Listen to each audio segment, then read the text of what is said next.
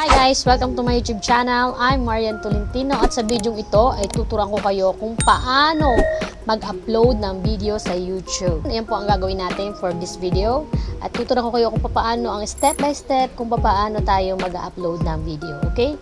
Just keep on watching!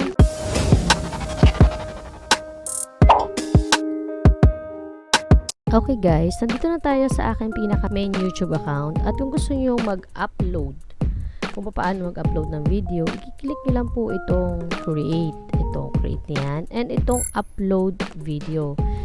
So, select nyo lang po yung files and then mag-upload na po kayo. Once na nakapag-upload na po kayo ng inyong mga videos, ay punta naman po tayo sa edit kung paano aayusin ang pinaka-video. For example, itong video kong ito, so, i-edit natin yung kanyang details. Sa details, ito po, isa-isahin natin. Lalagyan natin siya ng title. Kung anong title ba ng video na ginawa nyo. For example, itong video kong to, ang nilagay ko ay how to change green screen background. Ayan.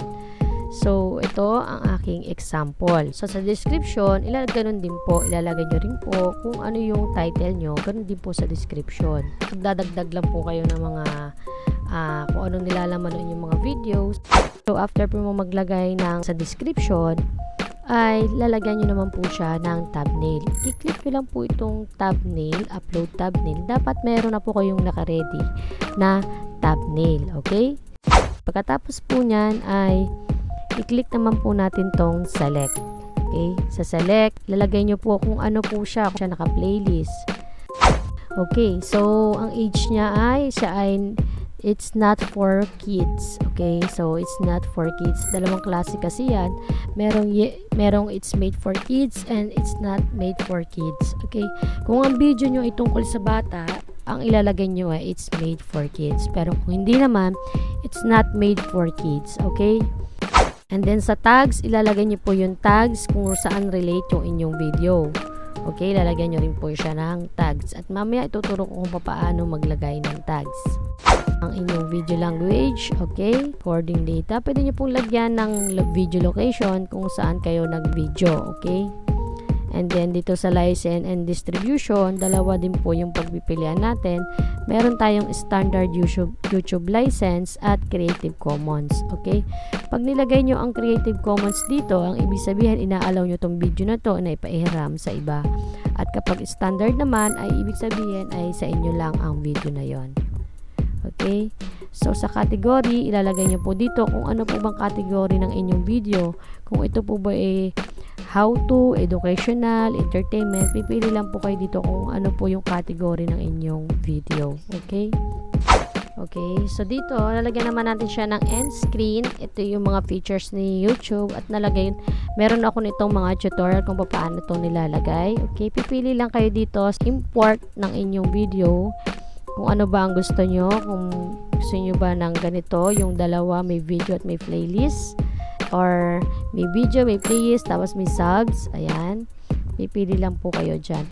So, once nakapaglagay na kayo ng end screen, pwede rin po kayong maglagay ng subtitle. Click nyo lang po yung subtitle at pwede nyo pong isa-isahin itong mga videos na to para makapag-type manual po kayo. At kung meron na kayong ready na video file, ay pwedeng i-upload nyo na lang po ang video file.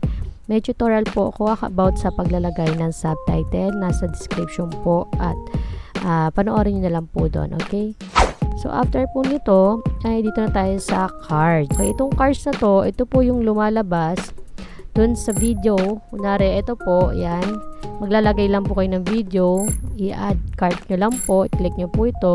At kung gusto nyo pong dagdagan pa, pwede po mag-add card lang po kayo at lalabas po habang nagpi-play yung video nyo ng ganito. Lalabas po siya sa taas ng inyong video. Okay? So, next ay mapunta na po tayo sa aking mobile at doon ako maglalagay ng tags. Okay guys, nandito tayo sa aking mobile and then i-click lang po natin ang YouTube Studio. Balik po tayo sa pag-edit ng ating papaano mag-upload ng video sa YouTube. Okay? YouTube Studio and then click lang po ulit natin yung details at dito po, ayan, dito po natin babaguhin ang ating thumbnail. Upload lang po natin tong si thumbnail. Ayan. At pipili po tayo ng thumbnail na ginawa natin. Okay, may tutorial din po ako about sa paggagawa ng thumbnail. I-click nyo na lang po sa aking description. Ayan, so okay na. Nalagyan na natin si thumbnail. Meron natin tayong end screen, card, subtitle. Okay, so save na natin siya. At sa paglalagay naman ng tags, ganito lang po sa paglalagay ng tags. Wag-download po kayo ng vidIQ. Malaking tulong din po itong sa paglalagay ng tags. Si vidIQ, siya na po yung automatic na naglalagay ng mga tags. I-click nyo lang po siya. Ayan, ilalagay nyo lang po yung inyong video doon. Kung ano po yung account, kung ano yung YouTube account nyo, ilalagay nyo po yun sa vidIQ. Okay? Ito automatic na po. Isi-search nyo lang po dito kung para saan yung inyong video. At dito na po, automatic maglalagay ng, yan, i-add nyo lang po siya. Automatic na po yan, ganun lang po. So, nakalagay na po, ito pa, yan, i-add nyo lang po yan. Free naman po yan kay vidIQ. So, ganyan lang po ang paglalagay ng tags, okay? And then, pagkatapos nyo po lagyan ng vidIQ, punta po kayo sa tube tags. Ito ay makakatulong din, how to change green screen background. And, generate nyo lang po ito sa tube tags.